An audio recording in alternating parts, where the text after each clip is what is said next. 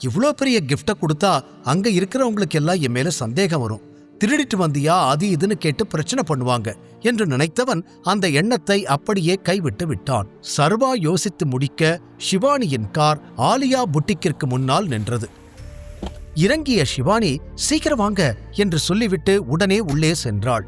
சர்வாவும் அவள் பின்னால் வர லேடீஸ் செக்ஷனில் தனக்கு பிடித்தமான ஒரு உடையை எடுத்த ஷிவானி அதை அங்கேயே மாற்றிக்கொண்டு வெளியில் வந்தாள். வந்தவள் அங்கிருந்த ஒரு விலை உயர்ந்த சூட்டை சர்வா அணிந்து தன்னை கண்ணாடியில் பார்த்து கொண்டிருப்பதை கவனித்து வேகமாக அவனிடம் வந்து, இந்த ட்ரெஸ்ல நிஜமாவே நீங்க ரொம்ப ஹேண்ட்ஸமா இருக்கீங்க என்று கூறினாள். ஆமா, இது ரொம்ப காஸ்ட்லி போல, இந்த ஷாப்ல இருக்கிற விலையெல்லாம் பார்த்தா என் பேங்க் பேலன்ஸே பத்தாது என்று தன்னை ஷிவானி முன்னால் ஏழையாக காட்டிக்கொண்டான் சர்வா. ஆனால் ஷிவானி அதை பெரிதாக எடுத்துக்கொள்ளவில்லை. உங்களுக்கு இந்த ட்ரெஸ் பிடிச்சிருந்தா எடுத்துக்கோங்க, நான் பில் பே பண்ணிடுறேன், முடிஞ்சா கான்ட்ராக்ட்ல எனக்கு ஏதாவது டிஸ்கவுண்ட் கொடுங்க என்று கூறிவிட்டு பில் கவுண்டர் அருகில் சென்று விட்டாள். சர்வாவின் கண்களுக்கு வித்தியாசமாக தெரிந்தாள் அவள். பணம் இல்லை என்று அவனே கூறிய பிறகும் கூட அதை அவள் பெரிதாக எடுத்துக்கொள்ளவில்லை என்பது சர்வாவிற்கு ஆச்சரியமாக இருந்தது. பின் இருவரும் கார் அருகில் வர சர்வா, நான் கார் ஓட்டுறேன் என்றான். நோனோ, நானே டிரைவ் பண்றேன் என்று ஷிவானி சொல்ல, எனக்காக பில்லெல்லாம் பே பண்ணிருக்க, அதை என்னால திரும்ப கொடுக்க முடியுமான்னு தெரியல, அட்லீஸ்ட் உனக்கு டிரைவரா ஒரு நாளாவது இருக்கேனே என்று சர்வா மீண்டும் கூற சிரித்துவிட்டு கார் சாவியை அவனிடம் கொடுத்த ஷிவானி வேறு பக்கம் ஏறிக்கொள்ள காரை ஸ்டார்ட் செய்தான் சர்வா. கார் கிளம்பி சிறிது நேரம் கழித்து அவள் ட்ரெஸ்ஸை நன்றாக கவனித்தவன், இந்த ட்ரெஸ் உனக்கு ரொம்ப அழகா இருக்கு என்று கூறினான். தேங்க்யூ என்று சிரித்துக்கொண்டே சொன்ன ஷிவானி சர்வாவிடம் ஏதோ கேட்க நினைத்தாள். ஆனால் நேரடியாக அதை கேட்காமல், அன்னைக்கு ஜிம் எப்படி இருந்துச்சு, உங்களுக்கு பிடிச்சிருந்ததா என்று அவள் கேட்க, நான் முன்னாடி ஜிம் போயிட்டு தான் இருந்தேன், ஆனா ரொம்ப நாள் கழிச்சு எக்ஸசைஸ் பண்ணதுல என் உடம்பெல்லாம் சரியான வலி என்றான் சர்வா. கூடவே அவளிடம், நீ ஜிம் போனியா மறுபடியும் என்று கேட்க, நான் எதுக்கு போனோம், நான் ஆல்ரெடி ஃபிட்டா தான் இருக்கேன் என்று ஷிவானி கூறியதும் சிரித்தவன், யாரும் பிறக்கும் போதே ஃபிட்டா இருக்கிறது இல்ல, எக்ஸசைஸ் பண்ணி நம்மள நாமளே ஹெல்த்தியா வச்சுக்கணும். சரி சொல்லு, நாம மறுபடியும் எப்ப ஜிம்முக்கு போலாம் என்று அவனாகவே கேட்க, நீங்க மறுபடியும் உங்களோட அந்த 35 கோடி ரூபாய் கார்ல என்ன பிக்கப் பண்றதுக்கு எப்ப வரீங்களோ அப்ப போலாம் என்று அவள் கூறியதும் சடன் பிரேக் போட்டு காரை நிறுத்தி அவள் பக்கம் திரும்பினான் சர்வா. சர்வா ஏழை இல்லை என்பதை ஷிவானி கண்டுபிடித்து விட்டாளா? ஷிவானிக்கு என்ன பதில் சொல்ல போகிறான் சர்வா? அப்போது யதார்த்தமாக அவளோடு பேசிக்கொண்டு வந்தான் சர்வா. திடீரென ஷிவானி, மறுபடியும் உங்க 35 கோடி ரூபாய் கார்ல எப்ப என்ன பிக்கப் பண்ண வரீங்களோ அப்ப நாம ஜிம்முக்கு போலாம் என்று கூறியிருக்க அதில் அதிர்ந்து காரை சடன் பிரேக் போட்டு நிறுத்தினான் சர்வா. என்னாச்சு, ஏன் இப்படி திடீர்னு நிறுத்தினீங்க, பின்னாடி வர வண்டி இடிச்சா என்ன பண்றது என பின்னால் திரும்பி பார்த்து கொண்டே சர்வாவிடம் கேட்டாள் ஷிவானி. இந்த காரு 35 கோடியா என்று ஒன்றும் தெரியாதவன் போல பாவமான முகத்தோடு கேட்டான் சர்வா. அவனை நம்பாமல் பார்த்த ஷிவானி, உங்க சொந்த கார் எவ்வளோன்னு கூட உங்களுக்கு தெரியாதா, அப்புறம் எப்படி நீங்க வாங்குனீங்க என்று அவள் கேட்க, இல்ல ஷிவானி, இதை நான் வாங்கல, உனக்கு தெரியும் இல்ல, இந்த கார் எனக்கு கிஃப்டா வந்துச்சு, நிஜமாவே இது அவ்வளோ எக்ஸ்பென்சிவான கார்னு எனக்கு தெரியாது என்று இன்னும் கூட எப்படியாவது அவளை நடித்து ஏமாற்றிவிட முடியும் என்ற நம்பிக்கையில் சொன்னான் சர்வா. போது சர்வா, இவ்வளோ எக்ஸ்பென்சிவான காரை கிஃப்டா யாராவது கொடுப்பாங்களா, என்னை பார்த்தா உங்களுக்கு எப்படி தெரியுது, என்ன சொன்னாலும் நான் நம்புவேன்னா, உங்ககிட்ட நிறைய பணம் இருக்கு, நீங்க பெரிய பணக்காரர்னு எனக்கு தெரியும், என்கிட்ட எதுக்காக பொய் சொல்லி மறைக்கிறீங்க என்று கையும் களவுமாக அவனை பிடித்து விட்டதாக நினைத்தாள் ஷிவானி. ஆனால் சர்வா பதட்டப்படவில்லை.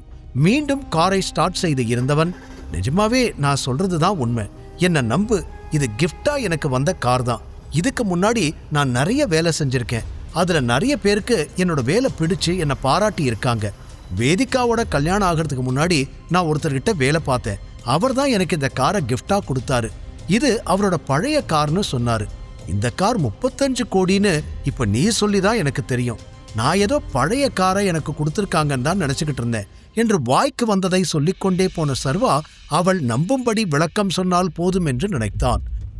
என்னதான் அவன் சொல்லும் அனைத்தும் ஏற்புடையதாக இருந்தாலும் சர்வா எதையோ மறைக்கிறான் என்பது ஷிவானிக்கு நன்றாகவே புரிந்தது. இதற்கு மேல் கேள்வி கேட்டால் நிச்சயம் அவன் கோபப்படுவான், இல்லை எதையும் தெரிந்து கொள்ள விடாமல் தடுத்து விடுவான் என நினைத்தவள் அவன் கூறியதை நம்பியது போல தலையாட்டிக் கொண்டாள். இருந்தும் சர்வாவின் உண்மையான அடையாளம் என்ன என்பதை தெரிந்து கொள்ள அப்போதே முடிவெடுத்து விட்டாள் ஷிவானி. வேதிகாவின் பிறந்தநாளை கொண்டாடுவதற்காக அவளை மிகப்பெரிய ஹோட்டலில் டேபிள் புக் செய்து அழைத்து வந்திருந்தான் பிரவீன்.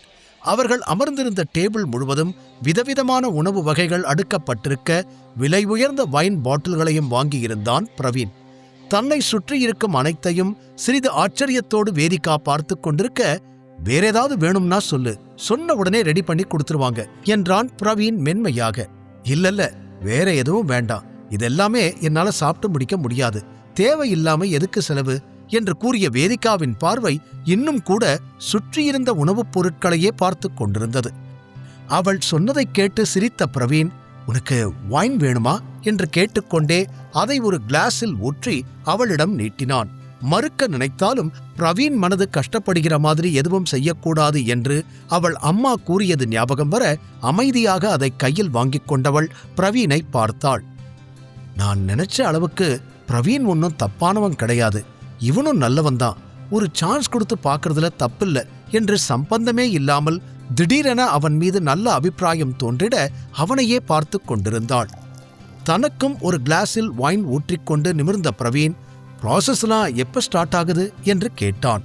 அவனது கேள்வியில் நிகழ்வுக்கு வந்தவள், என்ன ப்ராசஸ் என்று கேட்க, உங்க டிவோர்ஸ் ப்ராசஸ் தான், எப்ப ஸ்டார்ட் பண்ண போறீங்க, எப்போ டிவோர்ஸ் வாங்க போறீங்க என்று கிளாஸில் இருந்த வைனை குடித்துக்கொண்டு அவன் கேட்க பெருமூச்சு விட்ட வேதிகா, டு பி ஹானஸ்ட் எனக்கு நிஜமாவே தெரியல பிரவீன், அதை பத்தி இப்ப என்னால எதையும் யோசிக்க முடியல என்று அவள் சொல்ல தலையாட்டி கேட்டுக்கொண்ட பிரவீன், உன்னோட தாத்தா கம்பெனியில மறுபடியும் எல்லா பொறுப்பும் உனக்கே வந்துருச்சுன்னு கேள்விப்பட்டேன் என்று கேட்டான். அதை கேட்டதும் பெருமையுடன் சிரித்த வேதிகா ஆமாம் என்பது போல தலையாட்டினாள். அது அவளது கனவு, மிகப்பெரிய கனவே நினைவாகி போன பிறகு அவளுக்கு இப்போது இருக்கும் ஒரே பிரச்சனை சர்வா மட்டும்தான். அப்போ நீ இந்த நிமிஷம் அவ்வளோ பெரிய கம்பெனியோட சிஇஓ, அதான் உன்னோட தாத்தாவே உன்னை புரிஞ்சுக்கிட்டாருல்ல, அப்புறம் ஏன் இன்னும் அந்த வெறும் பயலை உன் வீட்டில் வச்சிருக்கீங்க, அந்த சர்வாவை உன் வாழ்க்கையை விட்டு நீ துரத்தியே ஆகணும் என்று மீண்டும் மீண்டும் அதையே கூறினான் பிரவீன். அவனை முன்னாடியே வீட்டை விட்டு அனுப்ப நான் ட்ரை பண்ணேன், ஆனா தாத்தா அவனுக்கு ரொம்ப சப்போர்ட் பண்ணிக்கிட்டு இருக்காரு, அவரை மீறி என்னால எதுவும் பண்ண முடியல, அவர் நினைக்கிறது தான் நடக்கும் என்றாள் சோர்வாக. அதியமானின் சப்போர்ட்டில் மட்டும்தான் சர்வா இப்போது அந்த வீட்டில் இருக்கிறான் என்பது பிரவீனுக்கு நன்றாக புரிந்தது. ஒருவேளை அவருக்கு மட்டும் இந்த சர்வாவை பிடிச்சு போச்சுன்னா கண்டிப்பா டிவோர்ஸ் பண்ண விடவே மாட்டாரு என்று ஏதோ யோசனை செய்தவன் மீண்டும் ஒரு கிளாஸில் மதுவை ஊற்றிக்கொண்டு, உன் அம்மா அடுத்த வாரம் நடக்கிற பார்ட்டியை பத்தி ஏதாவது சொன்னாங்களா என்று பேச்சை மாற்றினான். ஒவ்வொரு உணவுப் பொருள்களாக சுவைத்து பார்த்து கொண்டிருந்த வேதிகா, தாத்தா பர்த்டே தானே சொன்னாங்க, ஹோட்டல்ல ரூம் புக் பண்ணியிருக்கேன், பெரிய செலிப்ரேஷன் இல்ல, முக்கியமான ரிலேட்டிவ்ஸ் ஃப்ரெண்ட்ஸை மட்டும் கூப்பிட்டிருக்கோம் என்று அவள் கூற, உன் அம்மா என்னையும் இன்வைட் பண்ணியிருக்காங்க, கண்டிப்பா நானும் வருவேன் என்றான் பிரவீன். ஆமா நீ வந்தே ஆகணும், ஏதாவது எக்ஸ்கியூஸ் சொன்ன அவ்வளவுதான் என்று வேதிகா சிரித்துக்கொண்டே சொல்ல தானும் சிரித்த பிரவீன், ஓகே இப்போ பர்த்டே கிஃப்டுக்கான டைம் என்று சொல்லி கைகளை தட்ட அவர்களுக்கு பின்னால் இருந்த கதவு திறந்து ஒருவர் கையில் சிகப்பு கலர் பெட்டியோடு அங்கு வந்தார். கிஃப்ட் என்றவுடன் அவள் முகத்தில் ஆர்வம் தோன்றியிருந்தது. பிரவீன் அருகில் வந்தவர் அந்த பெட்டியை கொடுத்துவிட்டு சென்றுவிட அந்த பெட்டியை வேதிகா பக்கம் தள்ளிய பிரவீன், இதுதான் உன்னோட பர்த்டே கிஃப்ட் என்றதும் அதை திறந்து பார்த்தாள். கண்ணை பறிக்கும் அளவிற்கு பிரகாசமாக ஜொலிக்கும் வைர மோதிரம் உள்ளே இருந்தது. அதை பார்த்ததுமே வேதிகா முகத்தில் பளிச்சிடும் புன்னகை தோன்றியது.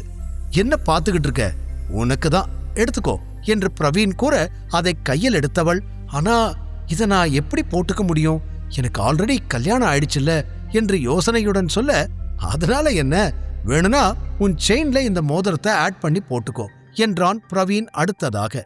இல்ல அப்படி போட்டாலும் வீட்ல யாராவது பார்த்து இதை பத்தி கேட்பாங்க என்று வேதிகா தயங்கினாள். அவளுக்கு அந்த மோதிரத்தை இழக்க மனமில்லை.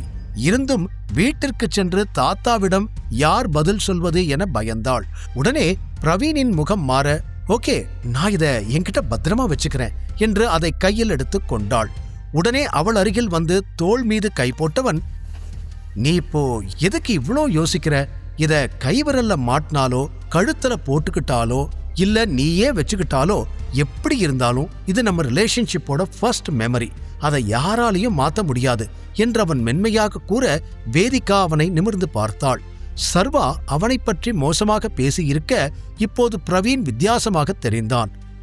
அம்மா சொன்ன மாதிரி பிரவீன் கூட இருந்தா வாழ்க்கை நல்லா இருக்கலாம், ஆனா சர்வா ஏற்கனவே எனக்கு ஹஸ்பண்ட் ஆகிட்டான் என்று யோசித்த வேதிகா, நாம 2 பேரும் எப்பவும் இதே மாதிரி ஃப்ரெண்ட்ஸா இருக்கணும் பிரவீன் என்று அவனிடம் கூறினாள்.